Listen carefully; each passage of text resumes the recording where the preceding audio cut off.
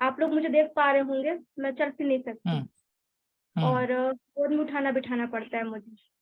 लेकिन हम्म। 1 साल तक मैंने बाबा माता से प्रार्थना की थी, वीडियो देख-देख के मुझे जिसके माध्यम से जानकारी हुई थी, तो वो मेरे साथ काम करते हैं और उनके हम्म। बताने के माध्यम से 1 साल मैंने कोई हम्म। हवन, कोई लाइव चिकित्सा, कोई आरती नहीं छोड़ी, संकल्प हम्म। नहीं छोड़ा दरबार जाने से पहले। और उनसे हम्म। जब पता उसी बीच में ये वन डे हवन शुरू हुआ, पहले नो हवन होता था, फिर पता हम्म। चला कि वन डे होने लगा। तो मैं जब भी प्रार्थना करती थी लाइव देख के तो यही कहती थी कि बाबा जब भी बुलाना, तो वन डे करने के लिए बुलाना। जबकि हम्म। फाइनेंशियली आप ऐसा समझिए कि सोच भी नहीं सकती थी और गोद में उठा हम्म। के ले जाना, ले आना। तो 1 साल की जो प्रार्थना थी कबूल हुई, मार्च में गई 23 में और मैंने वन डे भी कर लिया। अप्रैल में गई अमावस्या भी कर लिया, सब उनकी कृपा से। अब ये है कि हम्म। ये माँगने गई थी मैं, कि मुझे इतना हम्म। सक्षम बना दो, कि जब भी दरबार आऊँ तो किसी के सहारे की ज़रूरत ना पड़े। और यही हम्म। उम्मीद, इस विश्वास के साथ जब मैं आपका ये सेशन सुनती हूँ, अगर मैं ज़ूम पे नहीं आ पाती काम के कारण क्योंकि मैं थोड़ा-सा काम भी करती हूँ, तो फिर मैं यूट्यूब में देखती हूँ आपकी, बातें सुनती हूँ सबकी। तो ये रिक्वेस्ट हम्म। थी मेरी कि कुछ सवाल मेरे अंदर भी आते हैं, जानकारी तो जी है नहीं ज़्यादा। तो मैं बिल्कुल। चाहती हूँ कि जैसे यहाँ पे जो काफ़ी टाइम से भैया लोग दीक्षा वगैरह ले चुके हैं, तो हम्म। थोड़ा-सा कुछ मन में डाउट तो नहीं कहूँगी, पर जिज्ञासा रहती है। तो प्लीज़ मुझे हम्म। मौका ज़रूर दिया करें, मैं दरबार अभी 17 तारीख को फिर जा रही हूँ।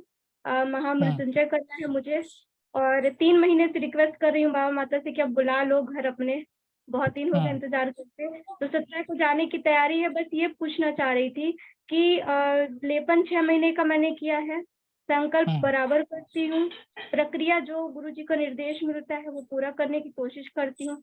गलती क्या हो हम्म। रही है भैया कि मुझे अभी ऐसा लगता है कि मेरे संकल्प पूरे नहीं हो रहे हैं। ये जी। चीज़ मन में भ्रम रहता जी जी जी, इसके ऊपर मैं थोड़ा सा आपको बताऊंगा। है। जी, देखिए, पहली चीज तो क्या होता है ना, जैसे हमारे मन में जब हम बार बार ये बात सोचते हैं कि मेरे संकल्प पूरे नहीं हो रहे हैं, है ना, तो ये भाव समय के साथ धीरे धीरे क्या होता है, गहरे हो जाते हैं। तो आप एक संकल्प ऐड करिए कि बाबा जिस संकल्प जिस जिस स्मृति के कारण मुझे ऐसा महसूस हो रहा है कि मेरे संकल्प पूरे नहीं होते, उस स्मृति को काट दी जाए। क्योंकि जैसे आज आपने ये बात हमको बताई, तो स्वाभाविक सी बात है, हो सकता है इससे पहले भी आपने 2-4 लोगों को किसी को बताई हो, या जब आप संकल्प कर रहे हो तो आपके मन ही मन में क्या चल रहा है, बैकएंड में एक भाव चल रहा है कि तुम कितनी भी प्रार्थना करो ये पूरा नहीं होगा। तो बैकएंड में एक भाव अपने सबकॉन्शियस माइंड में आपके चलता रहता है। तो पहले स्मृति को काटना जरूरी है। तो एक संकल्प आप सबसे पहले करिए, आप कोई भी संकल्प करें उससे पहले संकल्प करिए कि जिस स्मृति के कारण मेरे मेरे को ऐसा महसूस होता है कि मेरे संकल्प पूरे नहीं होंगे, उस स्मृति को काट दिया जाए। इसको आप ऐड करिए। और ये विशाल भैया ने एक्चुअली हमें बताया था एक सेशन के अंदर। और दूसरी बात, जहां तक जैसे आपने शरीर के ऊपर जो कोई भी परेशानी रह जाती है, तो उसके ऊपर सारिका दीदी ने एक बहुत अच्छा बेहतरीन लॉजिक दिया था। और उन्होंने बताया था जो समस्या है हमारी 2 तरह की है। एक समस्या है तो जो हमारे साथ में जो भी स्मृतियां हैं पितृ पूर्वजों की, उनकी वजह से हमारे शरीर में होती है। दूसरी समस्या जो है वो हमारे स्वयं की शरीर की होती है। तो अगर आपके ऊपर पितृ पूर्वज या किसी भी नेगेटिविटी की वजह से आपको जो समस्याएं हो रही होती हैं, वो प्रक्रिया करते पूर्ण तरह से तुरंत ही खत्म हो जाती है। लेकिन जो समस्या आपके स्वयं के शरीर की होती है वो धीरे धीरे वक्त के साथ धीरे धीरे जाती है। जैसे सोनू दीदी हमारे बीच में है, सोनू दीदी के बच्चों के साथ भी शुरुआत में बहुत सारी समस्याएं थी, लेकिन वक्त के साथ धीरे धीरे सारी चीजें कम होती चली गई, कम होती चली, और अभी भी कम होती चली जा रही है, पूरी तरह से खत्म नहीं हुई है। लेकिन जैसे जैसे वक्त के साथ साथ हम देख रहे हैं, जैसे मैंने उनके बच्चों को पहले जब मैं दरबार में उनको लेके गया था तब में, और अब मैंने कुछ दिन पहले उनका फोटो देखा बच्चों को, तो इमेजिन करिए कि मैं मतलब उनके बच्चे को ही नहीं पहचान पाया कि वही बच्चा है जिसको मैं दरबार में मतलब एक टाइम पे लेके गया था। एक अद्भुत परिवर्तन जो है समय के अंतराल के साथ में आया। लेकिन चूंकि जो चीजें हमारे जीवन में बहुत धीरे धीरे जो परिवर्तन होते हैं उसको हम स्वयं महसूस नहीं कर पाते, लेकिन कोई व्यक्ति जो आपको कई साल बाद या कई महीनों बाद देखता है तो उसको वो चीजें आपके अंदर साफ नजर आ रही होती हैं। जैसे मैं आपको एक प्रैक्टिकल एग्जांपल दे देता हूँ।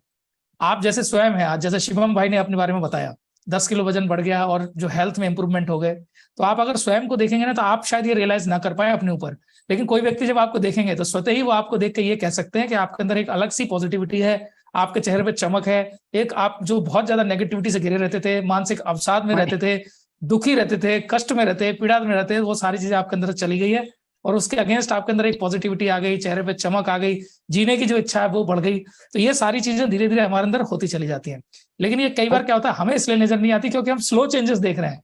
लेकिन कोई व्यक्ति जो 1 महीने बाद, 2 महीने बाद, 3 महीने बाद हमें देखता है तो उनको साफ दिखता है। शायद शिवम भाई इसके ऊपर कुछ बोलना चाह रहे हैं। जी शिवम भाई। 14 किलो वजन है, 14 किलो। तो वक्त के साथ दीदी धीरे धीरे सब मस्त होंगे। आप बस माँ बाबा से यही प्रार्थना करिए। और थोड़ा सा आपको एक चीज करना है, देखिए चीजें दो तरह से होती हैं। एक तो ये कहते हैं कि मेरा मेरा जो बिजनेस है वो नहीं चल रहा। दूसरा, अगर मैं इस बात को ऐसे कहूं कि माँ बाबा की कृपा से मेरा बिजनेस बहुत जल्दी चलने वाला है, तो दोनों में अंतर है। मतलब तो वही है, मेरा बिजनेस नहीं चल रहा है, लेकिन जो आपके मन में भाव गहरे होंगे वो कैसे भाव गहरे हो रहे हैं। आप देखिए, बात दोनों परिस्थिति में एक ही है। एक बात को हमने इस तरह से कहा कि मेरा बिजनेस नहीं चल रहा है, तो हम बार बार उसी को बोल रहे हैं और हमारे मन में भाव ऐसे गहरे होते चले जा रहे हैं कि मेरा बिजनेस नहीं चल रहा है। तो उस बात को ऐसे ना बोल के हम ऐसे भी तो कह सकते हैं कि मुझे विश्वास है माँ बाप की कृपा से मेरा बिजनेस बहुत जल्दी चलने वाला है, मेरा भी बिजनेस बहुत जल्दी चलने वाला है। पदयात्रा में जाना है तो मैं भी माँ बाप की कृपा से बहुत जल्दी पदयात्रा में जाने वाला हूँ। आपके साथ जो भी है, बस इस भाव को बसाइए मन में, तो धीरे धीरे क्या होगा, आपके मन में भाव गहरे चले जाएंगे। एक कहानी मैं आपके साथ में शेयर करूंगा। मुझे याद नहीं है कल किस बहन से या भाई से मेरी बात हो रही थी।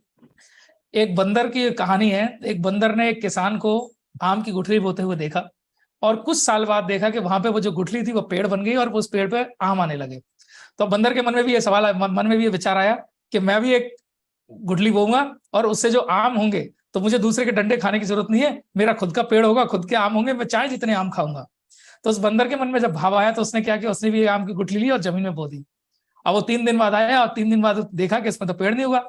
तो उसको लगा यार कहीं ऐसा तो नहीं है गुठली में कोई प्रॉब्लम हो। तो उसने उसको खोदा, खोद के गुठली को चेक किया, देखा, बोला नहीं नहीं सब कुछ ठीक है, और वापस से उसको गाड़ दिया। फिर 3 दिन बाद आया और फिर देखा यार ये पेड़ ही नहीं हुआ। फिर उसने क्या किया, उसको खोदा और खोद के देखा कि थोड़ा बहुत इसमें कुछ हुआ कि नहीं हुआ, बोला अभी कुछ नहीं हुआ। तो बंदर क्या कर रहा है, बार बार उसको खोद रहा है, गुठली को बार बार गाड़ रहा है। तो बस यही अंतर है। हम में से बहुत सारे लोग जिनके जीवन में सकारात्मकता आप देख रहे हो ना, ये इसलिए है क्योंकि वो अपनी गुठली को गाड़ के सिर्फ उसको खाद पानी दे रहे हैं, वो अपनी गुठली को खोद के नहीं देख रहे हैं।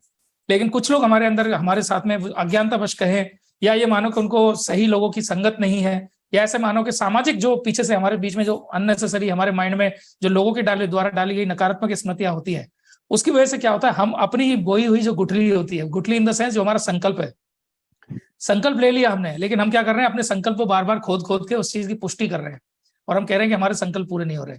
तो हमारा काम है, जब हमने संकल्प किया तो हमने काम की गुठली लगाई।